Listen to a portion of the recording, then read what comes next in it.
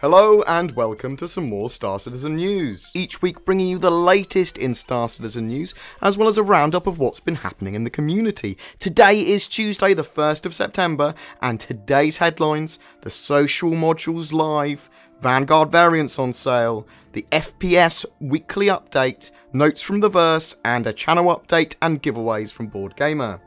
The social module, Star Citizen 1.2 Alpha, has now been released to the public servers. This enables backers with access to the hangar module to enter the lift in their hangars. This is located in the double doors behind you where you spawn, in all but the VFG hangar, where it's located directly beneath your character when you spawn. And then from there you can access the multiplayer ASRock module. The module does have some limited scope at the moment. It covers 7 explorable areas planet-side, as well as enabling you to interact with other players, real players, not NPCs, using emotes and text chat, accessible by pressing the F12 key. This is important because it allows CIG to test how features work and how to bring them all together across in the various modules, as well as showing that they do actually meet some of their self-imposed deadlines. And a lot more is coming for the social module in the future too, so stay tuned for that. Shops, activities, much more. The Vanguard and its concept variants are on sale until September 7th. The Warden, which is the original Vanguard, with its life escape pod, is available for $250 and 24 months insurance. All these prices I'm about to state are excluding taxes of any particular region that you're in. The Sentinel, which is the E-War variant, replacing the Life Pod with an E-War or Electronic Warfare suite, and changing some of its mounts so that it's more in line with that role, so it will have different weapons or different systems for that. That's $265, coming with lifetime insurance and 2 pieces of hangar flare.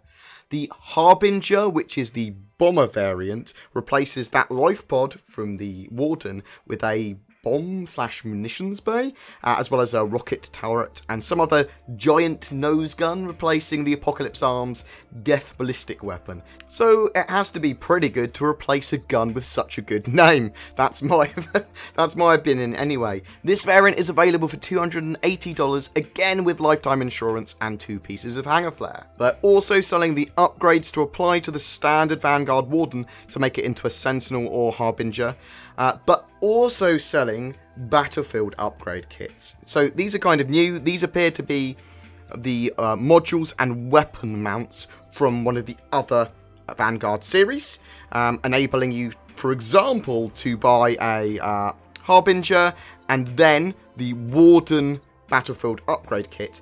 This kit would then contain the Life Pod module and some of the weapon mounts, so you could swap those parts in and out of your Harbinger at your leisure. The weekly FPS update. The first-person shooter module, Star Marine, is still delayed, but progress is always being made. There have been lots of fixes and issues caused by and ongoing as a concern by the code merging and updating to the latest version of the CryEngine. This was expected when they announced they were going to do that. They have stated that they are planning to get working on the FPS being back in game dev development hands and actually working properly from Monday the 7th of September. So that's when we'll start to see a lot more of the blockers and come down, and hopefully a lot more improvements to this first-person shooter. Ilphonic are still working on some of the module. I actually thought that their input had ended, but they are working on an objective-based mode that will replace Team Elimination. That will be coming out as well. The first-person shooter module Star Marine plods ever forwards to release, but we still don't quite know when.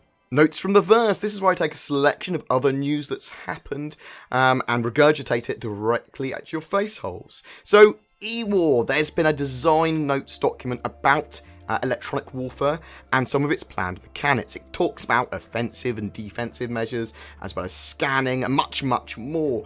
It's going to be such an important part of Star Citizen. It's very much worth taking a look at. I'll put all the links in the description below, as with everything we've discussed so far. And we will also be doing a deeper dive ourselves and looking at how the mechanic is supposed to work, the spirit of the mechanic, and everything we know about E-War. The Community Hub will be coming out for the Star Citizen website very soon. It'll kind of be a cross between Reddit, YouTube, and the current site, kind of smashed together, and will enable you to have another source of community-made content for Star Citizen. It's very important to YouTubers and streamers, as well as anyone that wants to get involved in helping build a community and making that content. Sharing little inputs, advice, stuff that you found in games, screenshots, lots of stuff.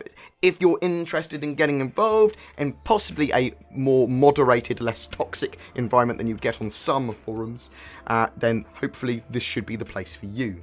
15,000 UEC for some users. You know, there was a Gamescom code that enabled you to test drive almost all the ships a little while ago. Well, for a lot of people that entered that code, whoever they were, new backers, old backers, they were given 15,000 UEC. This was actually a mistake by CIG, and I think they were supposed to just give it to new backers that backed after entering that code and actually bought a ship or something. But they've said that anyone that's been mistakenly given that UEC, it's theirs to keep. So, congrats if you found some. If you got some given to you, check in your wallet. I'm a Star Citizen. The hashtag I'm a Star Citizen has gained a lot of popularity. You can make your own Star Citizen info card on the website listed below as well. And those cards, if shared, have a chance to win a Vanguard Harbinger in Around the Verse. If shared, as I said, with that hashtag I'm a Star Citizen on Twitter. A lot of people have really got into this. Some people are making some really good cards. Some people are making animated cards. It's worth getting involved in the community and seeing a lot more potential Twitter people that you can follow.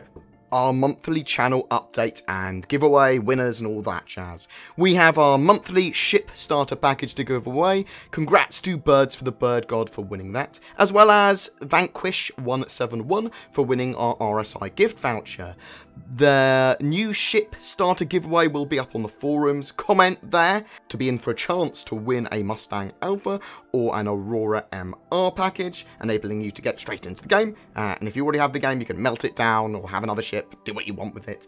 Alternatively, you can also just leave a comment on this YouTube video. You do not need to be subscribed. YouTube subscribers, however, also get entered into our RSI gift voucher giveaway automatically each month. I was exceptionally tired over the weekend while at a gaming conference at I-55, and I attempted to release videos while on crappy equipment on my laptop, and while exhausted and maybe a little inebriated. And with that in mind, I am going to reduce my video output just a little, probably just by one video a week, and try and concentrate on making better, more quality content, more researched, more interesting things. I'm going to go out of my way to be a little bit more unique, or at least try and do videos in a way that is going to get the community more involved. Just better videos. Accept it. We will be covering in-depth E-War, the future of the social module, and the Vanguard variants this week to replace my terrible Vanguard video I did on the weekend, but I know a lot more. We're going to wait for the Q&A, the first Q&A to come out before I do that Vanguard's variants video. That's a lot of alliteration, and game roles and mechanics, making the most of Star Citizen graphically, Star Citizen VR, and some good peripheral hardware and software setups for Star Citizen, all coming later this month in large-ish articles.